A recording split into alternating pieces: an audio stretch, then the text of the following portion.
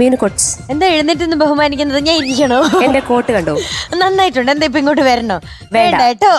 എനിക്ക് പകരം എന്റെ കോട്ടിനെ പറ്റി പാടാൻ ഒരാള് വരും. ആരാത്? കണ്ടം വെച്ചൊരു കോട്ടാണോ ഇത്? അതെ. ആരാ എത്തുന്നത്? ആരായിരിക്കും? ആയിരിക്കും. ആയിരിക്കും. ലെറ്റ്സ് വെൽക്കം ദ്യുതിക്കുട്ടി ഓൺ സ്റ്റേജ്. അയ്യോ ആരായത്? എന്നാലും ആ നോട്ടവും ഇതൊന്നും ഒരു മാറ്റവും ഒരു വ്യത്യാസമില്ല. ലൈറ്റ് ഒക്കെ നോക്കി ചെക്ക് ഹായ് ചെയ്തു. ചേട്ടാ. ബാ. ഇതാരാ ഇത്? പേരെന്താ ചേട്ടാ? മുഹമ്മദ് കാക്ക. മമ്മദ് കാക്ക. മമ്മദ് കാക്ക എവിടെന്നാ വരണേ? കോഴിക്കോട്. കോഴിക്കോടിന്ന്. ഓക്കെ. ഓ എങ്ങനെ വന്നു ഇവിടെ? എങ്ങനെ എത്തി ഇവിടെ? നടന്ന് വന്ന് കോഴിക്കോട് നിന്ന് നടന്നു വന്നു. അമ്പോ ഇച്ചിരി കഷ്ടപ്പാടായിരുന്നു. മുഹമ്മദ് കാക്ക എന്തിനാ വന്നേ ഇവിടെ? പാടാൻ. ഏത് പാട്ട്? കണ്ടം വെച്ചൊരു കോട്ടാണ്. അതാണോ ഈ കോട്ട്? ഡീറ്റെയിൽസോ മുഹമ്മദ് കാക്കയ്ക്ക് അറിയോ? ഫിലിം കണ്ടം വെച്ച കോട്ട്. പാടിയത് MS Baburaj sir and Mehboob sir. Lyrics P Bhaskaran sir. Music director MS Baburaj sir. Very good. വർഷം 1961. Oh nice. കൃത്യം. മമ്മദ് കാക്ക അടിപൊളി. എല്ലാം കൃത്യമാണ് കേട്ടോ. Thank you. ഈ പ്രായത്തിൽ ഓർമ്മശക്തി കൃത്യം. അതെ. മുഹമ്മദ് കാക്ക ആള് നിസ്സാരക്കാരനല്ല കേട്ടാ. മമ്മദ് കാക്ക ബിരിയാണി കഴിച്ചോ? ഇല്ല. എന്താ കഴിച്ചത്? പാല് കുടിച്ചോ? ഇല്ല. രാവിലെ പാലും കുടിച്ചില്ല? ഒന്നും കഴിച്ചില്ലേ? പാട്ട് പാടിയിട്ട് വേണം മമ്മദ് ഇതൊക്കെ വെള്ളം ചെയ്യാൻ. പോയി കഴിക്കാൻ. മുഹമ്മദ് കാക്ക ഒന്നും കഴിച്ചില്ലേ? ഇഡ്ഡലി. ഇഡ്ഡലി. ഇഡ്ഡലി കഴിച്ചു. ഇഡ്ഡലി കഴിച്ചാ പവർ കിട്ടും. അപ്പൊ ഓക്കെ. അപ്പൊ നമുക്ക് എന്നാ പാട്ട് പാട്ട് കേൾക്കാല്ലേ പാടാം. മുഹമ്മദ് കാക്ക? ശരി മുഹമ്മദ് കാക്ക, ഓൾ ദി ബെസ്റ്റ്. എന്തോ പറയാനും പോയി. Thank you. ആ ശരി.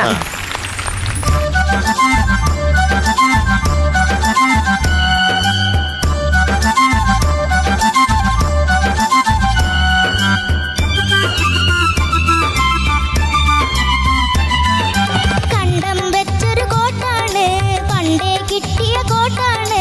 മുഹമ്മദ് കാക്കട കോട്ടാണ്, ഇത് നാട്ടില് മുഴുവൻ പാട്ടാണ്. കണ്ടം വെച്ചൊരു കോട്ടാണ്, പണ്ടേ കിട്ടിയ കോട്ടാണ്.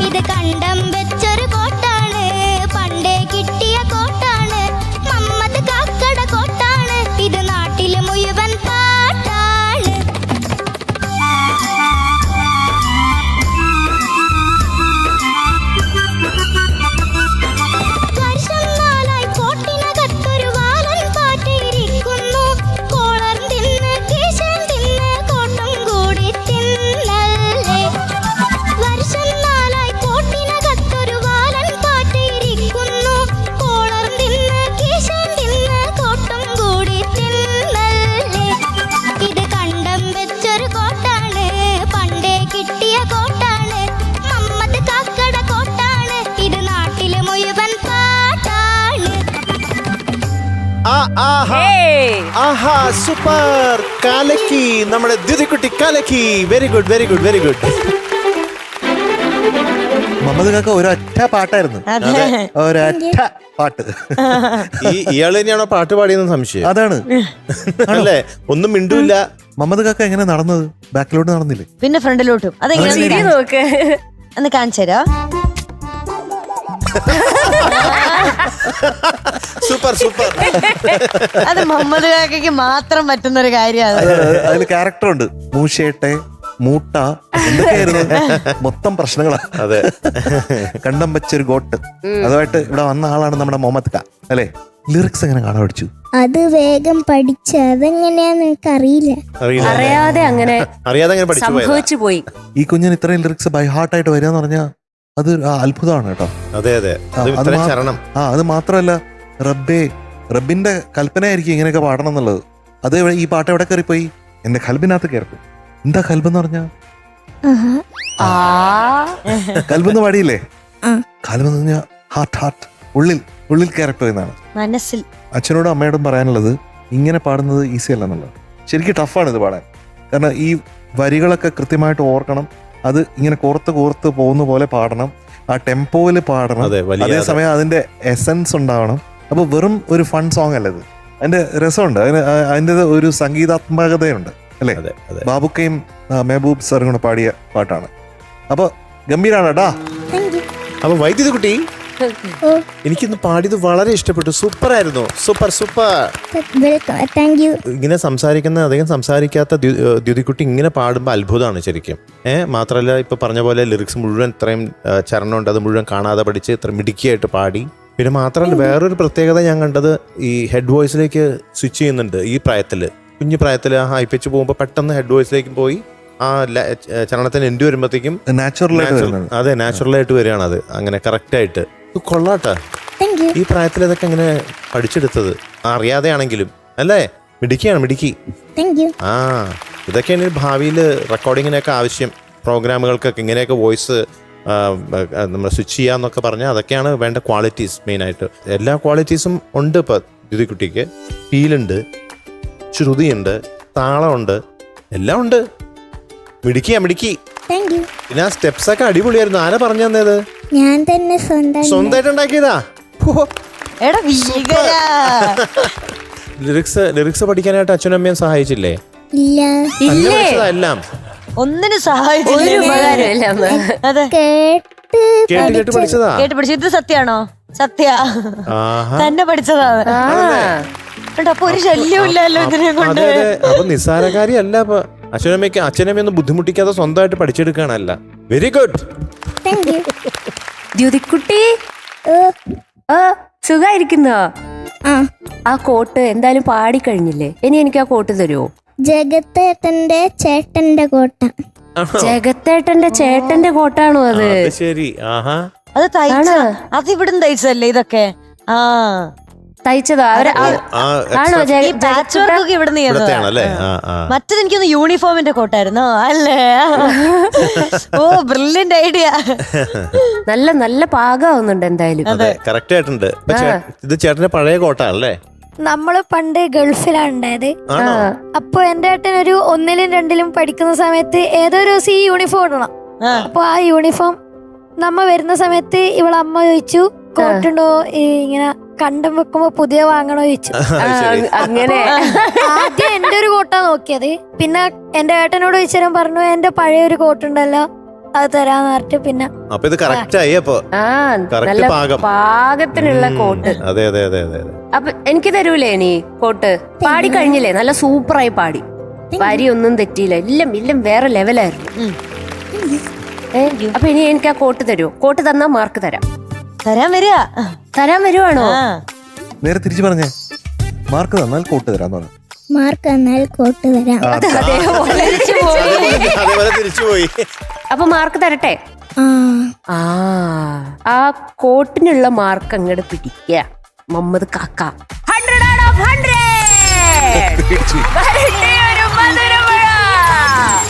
കൺഗ്രാറ്റ്സ് ദ്യുതിക്കുട്ടാ.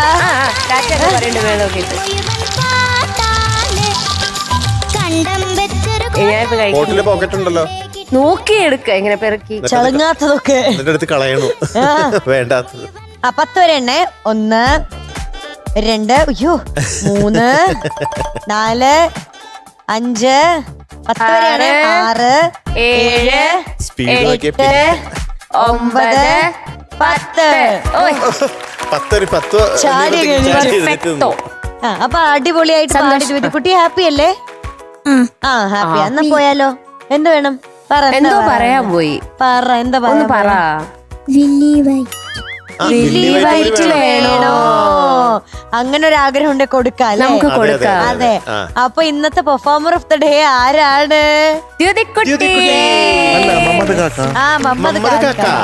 എന്നാ മമ്മദ് കാക്കയ്ക്ക് ആരാ വില്ലി വൈറ്റ് തരേണ്ടത്? M J uncle. എന്നെ തന്നെ ബാ. പിടിച്ചു, പിടിച്ചു, പിടിച്ചു, പിടിച്ചു.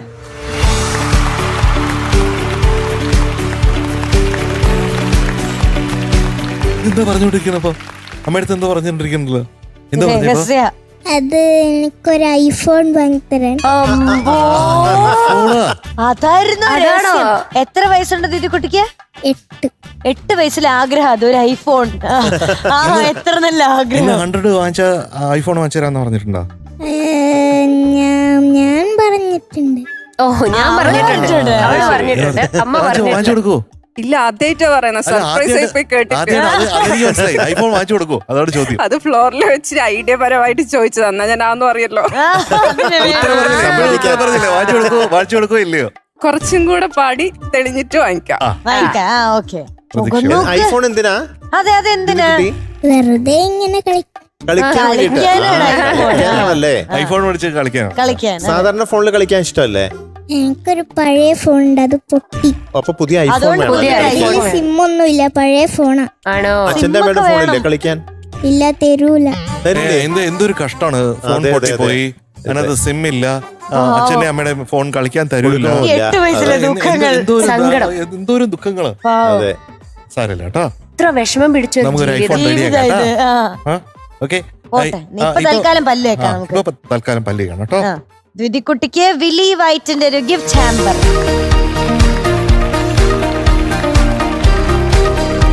ഓക്കെ. ശരി മമ്മദ് കാക്ക, bye bye. Tata. Bye, good good night. night. ശുഭരാത്രി.